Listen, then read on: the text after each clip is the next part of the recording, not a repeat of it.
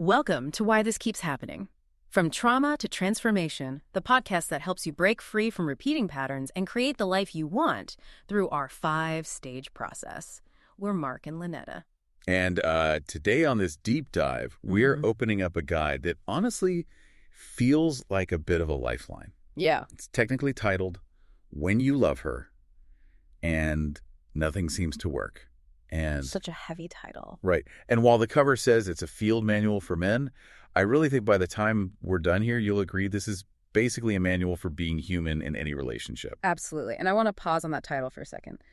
Nothing seems to work. Yeah. That is just such a visceral phrase. It's not, how to improve your communication. It's speaking directly to that moment of total desperation where you feel like you're speaking a completely different language than the person you love. Exactly. You're trying, you're expending all this effort, but the wheels are just spinning in the mud. It's the absolute definition of stuck. And usually when we feel that stuck, we assume the relationship is broken, or our partner is broken, or we are broken. Right. But the mission of this deep dive and the source material we're covering is to really flip that script. The premise here is that you aren't broken. You're just caught in a loop. A loop of repeating patterns. And the authors, Mark and Lynetta, are very clear about the promise of this guide. They aren't offering poetry or vague affirmations here. No, definitely not. They are offering a field manual.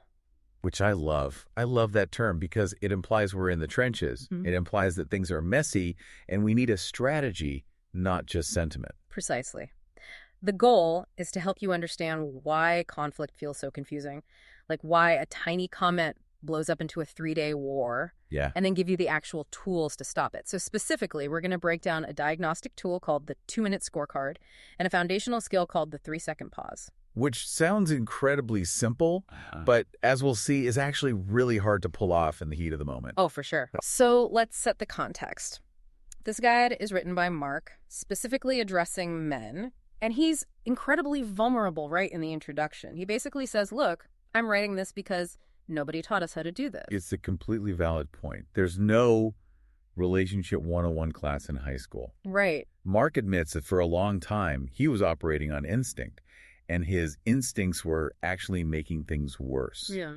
But, and this is crucial for everyone listening, while the pronouns in the book might be he and she, the dynamics are universal. Definitely. If you're in a relationship where past trauma is surfacing, these tools apply to you. Yeah, I really don't want anyone tuning out just because of the gendered title. The patterns of trigger and reaction, they don't care about your gender. I know. And speaking of the authors, the credibility factor is huge here.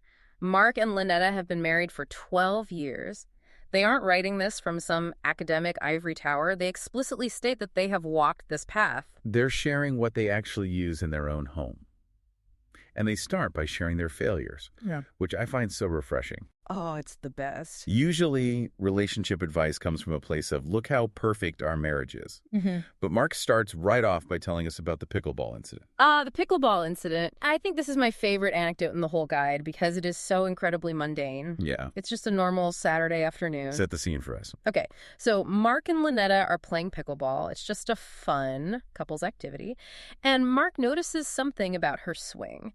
Being the helpful, fix-it kind of guy, he offers a suggestion, just a tip. Okay. He says something like, hey, try holding the paddle like this. In his mind, he's being a teammate. He's helping her win. And in a perfectly logical world, that's just data. You'd just say, oh, thanks for the tip. But we don't live in a logical world. We live in an emotional one. Yeah. So, boom, explosion.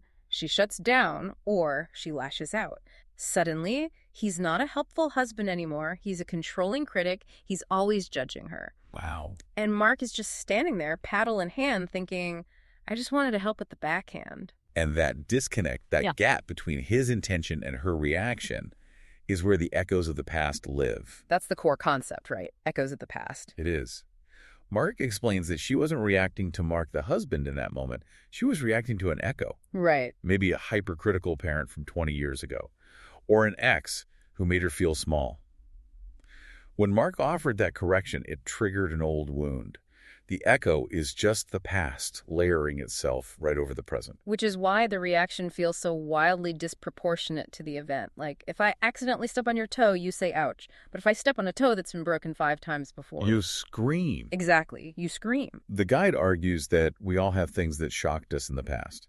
Either too much bad stuff, like abuse or constant criticism, or too little good stuff, like neglect or lack of safety. Yeah. We created patterns to survive those shocks. But now, in our adult relationships, those survival patterns are the exact things sabotaging us. That's why nothing seems to work. You're fighting a ghost. So, if we're fighting ghosts and echoes, how do we actually stop? This leads us to the philosophy of the book, and honestly, this is the part I had to read twice. It's deep. It really is. It takes a very strict, very empowering stance on emotional responsibility. You're talking about the gap. I am. The source material is adamant about this. They state it in bold letters. There are no automatic emotions. It's a really provocative statement because most of us go through life believing the exact opposite. Oh, right. You made me mad. Traffic made me frustrated. Her comment hurt my feelings. Exactly. We treat emotions as if they are direct, inevitable consequences of external events. If you punch me, I feel pain. If you insult me, I feel anger. It feels entirely like cause and effect. But Mark and Lynetta say no. They say there is a gap. It might be a split second, but there is a gap between the event, the stimulus, and the emotion, which is the response. Mm-hmm. And in that gap, we tell ourselves a story. We interpret the event. Okay. And that interpretation is what generates the feeling. So let's look at the pickleball example again. The event is Mark suggests a grip change. The interpretation isn't he's helping. The interpretation is he thinks I'm incompetent. Yes. And that interpretation creates the anger. Precisely. And they emphasize this not to blame people for feeling pain. They do it to empower them. Because if your emotions are automatic, you're a victim. You're just a leaf blowing in the wind of whatever your partner does. Right. But if there's a gap, then you have a choice. You can actually learn to inhabit that gap. It completely changes you from a passenger to a driver. It really does. And to help us do that, the guide actually imposes some strict vocabulary rules. I always love when experts do this, when they force you to change your words so you change your thinking. Language completely shapes reality. Yeah. And they have 3 big shifts that act as the pillars of this new philosophy. Let's run through them. The first one is replacing forgiveness with release. Now, why make that change? Because forgiveness is usually seen as this ultimate virtue. It is, but think about the power dynamic in forgiveness. If I forgive you, I am up here on the moral high ground, and you are down there as the sinner. Ah. I am granting you a pardon. It actually keeps the offense alive between us. That's true. It can be a little condescending, like, I forgive you for being wrong. Right. Release is different. Release is internal. It's not about you at all. It's about me. Yeah. I am choosing to release the negative energy I'm holding. I'm putting down the heavy bag. Yeah. It's an act of self-care, not just a favor to the other person. I really like that. It feels much cleaner. So the second one is replacing mercy with compassion. It's a very similar logic. Yeah. Mercy is what a judge gives a criminal. But compassion, if you look at the root of the word, it means to suffer with. To suffer with. Right. It's looking at your partner, seeing them reacting to their echoes and understanding their pain rather than judging their behavior. It levels the playing field. We're both just humans struggling with our pasts. But the third one, this is the one that I think completely blows up traditional marriage advice. They want us to stop using the words compromise or sacrifice and replace them with workability. Yes, this is the gold standard for them. Which is wild because compromise is like the holy grail of relationship advice. Marriage takes compromise. We hear it at literally every wedding. We do. But Mark and Lynetta argue that compromise is actually a slow poison. Because think about it. What is a compromise? I want A, you want B.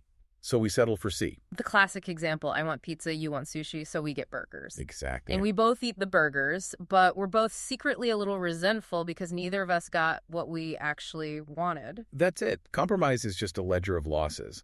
I gave up this for you, so now you owe me. It builds this hidden scoreboard. And over 10 years, that scoreboard becomes incredibly heavy. So how is workability different then? It kind of sounds like a corporate buzzword. It does sound a bit corporate, but the meaning behind it is profound. Workability asks, does this solution actually work for everyone involved? It's not about meeting halfway. It's about creative problem solving. You keep going until you find a solution where nobody feels like a martyr. So it's not I win, you lose. Or even we both lose a little. It's we keep working until we both win. It sets a much higher bar. It requires more effort than compromise, for sure. But the result is a relationship without resentment. If a solution isn't workable for you, it's not workable for us, period. That is a massive shift in perspective. Okay, so we've got the philosophy down. No automatic emotions, seek workability, use compassion. Yeah.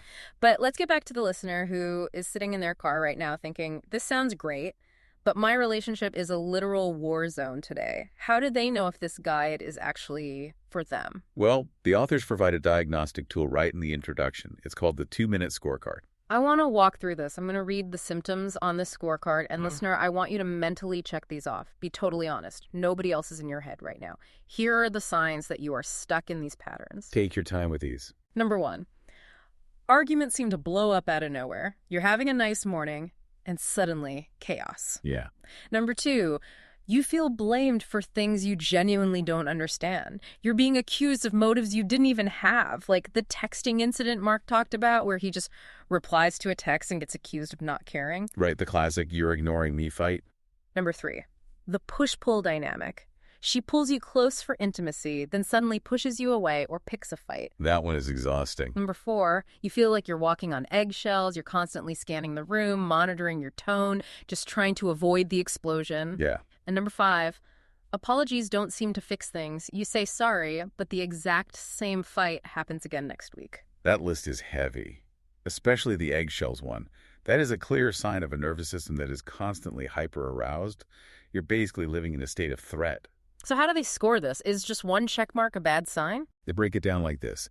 If you checked 0 to 2 items, you're seeing some echoes, and these tools will help smooth things out. You're in a decent place, but you could definitely be better. And if you check 3 to 5? That is the danger zone. Mark writes that this is exactly why the guide exists. If you have 3 or more, it means the patterns, the echoes, are currently running the relationship. You aren't in control. The trauma is. And what if someone is listening and thinking, I checked all 5, and I could easily add 5 more? Mark is very honest about that. If you're at a 6+ equivalent, you are in a very difficult spot. The guide is absolutely for you, but he suggests you might need outside support, like therapy or counseling, to help carry the weight. Yeah, that makes sense. Breaking patterns that deep is serious heavy lifting. But I love the validation he offers here. He emphasizes that if you check these boxes, it doesn't mean you are a failure. It doesn't mean you're inherently bad at relationships. No, not at all. It just means you have a skills gap. You are trying to navigate a minefield without a map. Of course, you're getting blown up. So let's give them the map. We promised actionable tools today. The guide starts with one foundational skill. They call it skill number 1. The 3-second pause. It sounds almost insultingly simple. Just pause. But they claim that without this, absolutely nothing else works. Think of it as the emergency brake. If the train is speeding toward a cliff, it really doesn't matter how nice the dining car is. You have to stop the train. True. So let's roleplay this. We're back at the pickleball court. You've made the comment. You see her face change. The energy shifts. Your stomach drops. An echo is here. The echo is here. Your instincts, your automatic emotion is to defend yourself. You want to say, I was just trying to help. Or, why are you so sensitive? And that moment, right before you speak, is the gap. So what do I do in that gap? Step 1, you do nothing for 3 full seconds. Just nothing. You don't speak, you don't flinch, you don't roll your eyes, you don't cross your arms defensively. You just stop. Okay, playing devil's advocate here. If my partner is upset and I just go stone cold silent, she's going to think I'm ignoring her. She's going to think I'm stonewalling, which usually makes it worse. That is a critical nuance, and Mark addresses it. If you just freeze, it looks like a freeze response. It looks like dismissal. Yeah. So especially when you are first learning this skill, you need a script. Okay. You need to signal that the silence is benevolent, not aggressive. So what's the actual line? You say, very calmly, I'm staying here with you. 1 moment. Wow. I'm staying here with you. 1 moment. That is incredibly powerful because it addresses the fear of abandonment immediately. Yes. It says, I am not leaving. I'm not checking out. I'm just regulating myself. Exactly. It creates safety right away. You're containing the situation. Yeah. So you've paused. You said your line. Step 2 is the breath. Simple enough. 1 deep, slow breath. Close your eyes if you can. But here is the key. Mark says this breath is for you, not for her. Right. It's not the dramatic, Lord, give me strength sigh, because we've all done that. And that is definitely an act of aggression. Oh, yeah. Weaponized breathing is not allowed here. Yeah. This is a physiological reset. When you are triggered, your amygdala, the lizard brain, takes over. You're in fight or flight. Right. That deep breath sends a signal to your vagus nerve that says, we are safe. There is no tiger. It literally pulls you back into your neocortex, the thinking part of your brain. Okay, so I've paused, I've signaled safety, I've breathed and turned my lizard brain off. Now comes step 3. Mm-hmm. And this part feels like the hardest part. It absolutely is the hardest part. Step 3 is remember the love. Remember the love. Right. In the middle of a fight, when I'm incredibly frustrated, that feels almost impossible. It feels completely counterintuitive. But the instruction is very specific. You need to visualize a moment of overwhelming love with this person. Like what? Your wedding day. The birth of your child, a time you laughed until your sides hurt. You need to find that image and actually feel the physical sensation of love in your chest. So we aren't just thinking positive thoughts. We are trying to generate a specific biochemical state. Yes. You are actively hacking your own emotional state. Yeah. You are forcing your brain to shift from seeing your partner as an adversary or a threat to seeing them as the person you completely adore. That is the ultimate exercise of the gap. You are refusing to let the anger be automatic. You are manually inserting love into the system. And it only takes about 3 seconds. 1, 2, 3. But think about what happens when you do that. When you open your eyes after that pause, your face looks completely different. Your tone is different. You aren't vibrating with defense anymore. And that changes her reaction. Absolutely. Yeah. Because she is expecting the echo. She is expecting the fight. She pushes and she expects you to push back. If you just stand there, grounded, breathing, looking at her with love, the pattern breaks. The machine jams. You're driving a wedge right into the gears of the trauma. And that gives you the space to actually find workability. You can't find a solution when you're fighting for survival. You can only find a solution when you're safe. The 3-second pause creates that safety. It's incredible how much power is packed into such a small tool. So let's bring this home for the listener. If you are listening to this and you recognize yourself in that scorecard, if you feel like you're walking on eggshells or fighting ghosts all the time, this is your starting line. Next time you feel the heat rise, whether it's about the dishes or the kids or pickleball, try it. Don't follow the old script. Pause. Say, I'm staying here with you. Breathe. Remember why you love her. It takes 3 seconds, but it might just save your relationship. And look, we've only scratched the surface of what's in this manual.